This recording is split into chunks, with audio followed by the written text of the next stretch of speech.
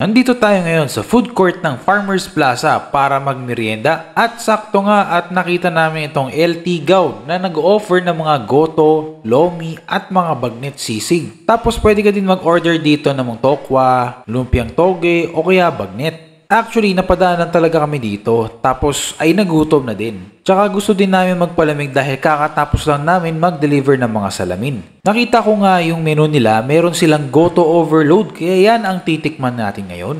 Nasasakto dahil medyo maulan ang panahon natin ngayon. By the way, sa lahat ng lalabas o magtatrabaho, magdala tayo ng payong para hindi tayo mabasa. Yung sa kanilang goto overload, meron itong tokwa, ox stripe, chicken flakes, bagnet, isaw at itlog. Tapos 110 pesos lang ito.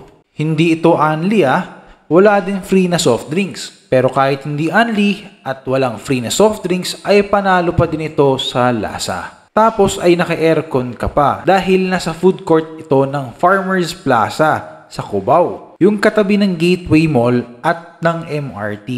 Madaling puntahan, very accessible. Kung pupunta ka pa north o south, pwede ka muna mag-stop over at magmerienda. Gusto mo ba ng ganitong content na tipid, mura, sulit at honest review sa mga kainan? Tara at i-follow nyo kami. Yun lang, bye!